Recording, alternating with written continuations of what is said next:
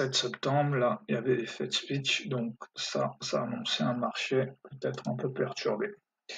Donc voilà, mes grilles de lecture à l'ouverture, c'était plutôt que la baisse allait continuer. Mais en même temps, on était en train de tester une zone.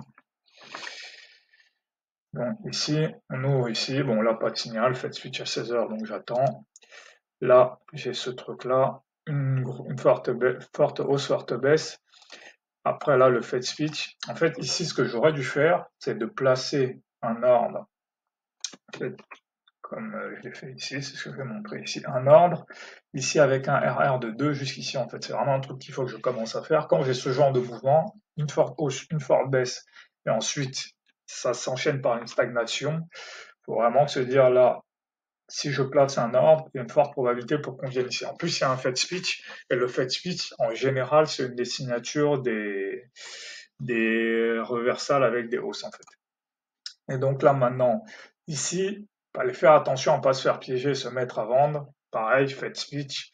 Là, en fait, c'est un peu l'inverse de ce que j'essaie de faire ici. Ou voilà, ici, j'avais essayé d'acheter ici. Bah là, en fait, là, c'est le bon moment pour faire ça parce que là, on a un Fed speech alors que ici, il n'y avait pas de Fed speech. Donc, voilà, ici. Donc voilà, il y a toute cette zone de stagnation où il faut être un peu patient quand même, voilà. Mais ici, par exemple, à partir de cette bougie, je peux commencer éventuellement à acheter. Voilà. Parce que là, j'ai un fair value qui s'est ouvert, on teste le fair value gap. Mais aussi, un truc que j'ai fait, c'est ici, quand je vois qu'il se passe rien, je me suis déconnecté, en fait. Ça aussi, c'est bien de dire, voilà, je fais une pause et je reviens à 19h. Donc voilà, ici, à 18h, voilà. Et là, je reviens ici à 19h. Donc je vois que j'aurais pu racheter ici à 19h parce que là, j'ai un fair value gap qui s'est formé ici. On revient tester le fair value gap. Mais si j'étais resté devant mon écran, à 18h, j'aurais pu acheter ici aussi pour les mêmes raisons. Et donc là, ma target, c'était cette zone-là. Voilà, c'était la fermeture du gap. Et donc là, ça marche pas. Là, ça marche pas. Là, on revient. Là, après les 20h30. Donc j'aurais pu racheter ici, micro-range. Ça, maintenant, je connais. Et là, bah, ça aurait pas très bien marché. Mais la journée est moins compliquée parce que je commence à avoir des éléments clairs pour trader ce genre de journée.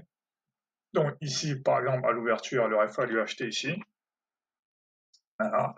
Il aurait fallu ici acheter, du moins pas placer un ordre ici. Ensuite, dans cette zone, vu qu'on a un Fed switch, attendre qui est un mouvement de hausse. Acheter ici sur le rebond du fair value gap. Acheter ici.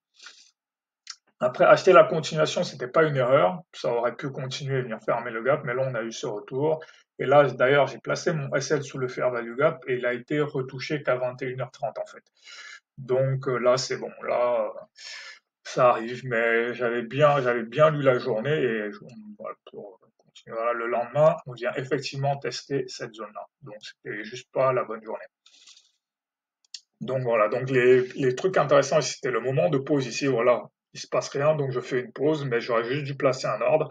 Ensuite, ici, pareil, en fait, j'aurais dû placer un ordre sur le fair value gap, et ici, je peux voir que ça continue à marcher sur toute la journée.